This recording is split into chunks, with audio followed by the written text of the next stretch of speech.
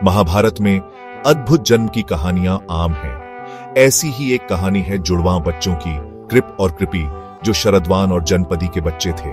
शरदवान एक निपुण धनुर्धर ध्यान में मग्न थे जब राजा शांतनु उन पर ठोकर खा गए। राजा जनपदी की सुंदरता पर मोहित होकर उनसे शादी का प्रस्ताव रखा। अपने पति के प्रति समर्पित जनपदी ने राजा का प्रस्ताव ठुकरा दिया।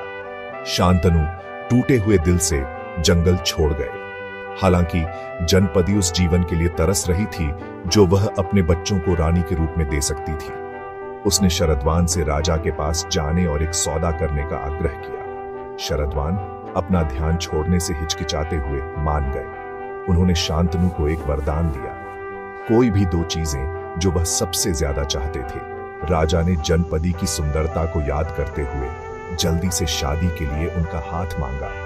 अपनी दूसरी इच्छा के लिए उसने शरदवान के बच्चों को शाही महल में पालने के लिए कहा। इस प्रकार कृप और कृपी, त्याग और कर्तव्य के बच्चे हस्तिनापुर लाए गए। किसी को नहीं पता था कि उनका जीवन हमेशा के लिए कुरुवंश के भाग्य से जुड़ जाएगा।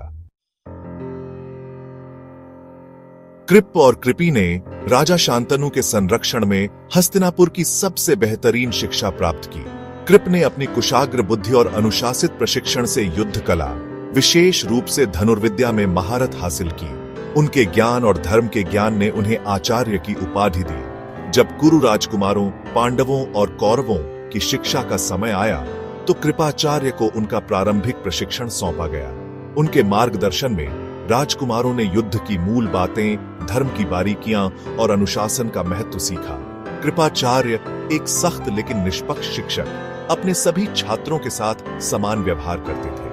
उनके पाठ युद्ध के मैदान तक ही सीमित नहीं थे। उन्होंने धार्मिकता, सम्मान और ईमानदारी के महत्व पर जोर दिया। ये मूल्य हालांकि बाद में हुए युद्ध से अक्सर ढके रहे, महाभारत के ताने बाने में समाये रहे। जहां कृपाचार्य ने नींव रखी, वहीं द्रोणाचार्य के आगमन ने राजकुमारों की शिक्षा में एक महत्वपूर्ण मोड़ ला दिया।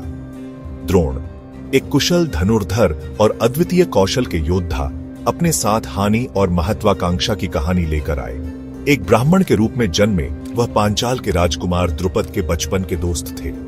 द्रोण दोस्ती के बंधन में विश्वास करते हुए सिंहासन पर बैठने के बाद द्रुपद के पास पहुंचे, अपनी गरीबी में मदद की उम्मीद में। द्रुपद अब सत्ता के नशे में चूर द्रोण का उपहास उड़ाते हुए उन्हें उस खाई की याद दिलाई जो एक राजा को एक गरीब ब्राह्मण से अलग करती थी। यह अपमान द्रोण के भीतर गहराई तक जलता रहा, जिससे उनकी शक्ति और पहचान की इच्छा बढ़ती गई। द्रुपद से बदले के बीच अपनी योग्यता साबित करने के लिए दृढ़ संकल्पित द्रोण ने ऋषि परशुराम से दिव्य अस्त्रों का ज्ञान प्राप्त किया। कठोर तपस्या और अटूट समर्पण के माध्यम से उन्होंने परशुराम का आशीर्वाद अर्जित किया और दिव्य अस्त्रों में महारत हासिल की। फिर भी द्रुपद के हाथों अपमान उनके दिल में कड़वाहट पैदा करता रहा।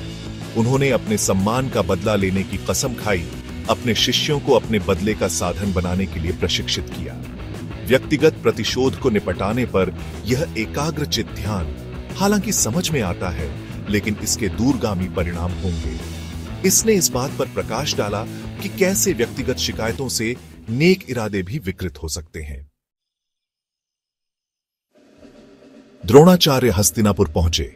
घूमते हुए पहिए से तीर चलाकर और कुएं से गिरी हुई अंगूठी निकालकर अपना कौशल दिखाया। उनकी अलौकिक क्षमताओं के प्रदर्शन ने भीष्म को प्रभावित किया, जिन्होंने उन्हें शाही गुरु का पद दिया। द्रोण ने अपने विशाल ज्ञान और प्रतिशोध की महत्वाकांक्षा के साथ कुरु राजकुमारों को दुर्जय योद्धाओं के रूप में ढाला। उन्होंने अर्जुन की क्षमता को पहचाना, उसे अपनी सीमाओं से परे धकेला। उन्होंने उसमें अनुशासन और एकाग्रता पैदा की, जिसने बाद में उसे इतिहास के सबसे महान धनुर्धारियों में से एक बना दिया। हालांकि द्रोण के अर्जुन के प्रति पक्षपात द्रुपद के प्रति बदले की उनकी इच्छा के साथ कौरवों के बीच असंतोष के बीज बोए। कृपाचार्य और द्रोणाचार्य कर्तव्य से बंधे और महत्वाकांक्षा से प्रेरित दो गुरुओं ने कुरुवंश के भाग्य को आकार देने में महत्वपूर्ण भूमिका निभाई। उन्होंने ज्ञान दिया, मूल्यों को स्थापित किया और कौशल को निखारा। अंततः कुरुक्षेत्र युद्ध के वास्तुकार बने।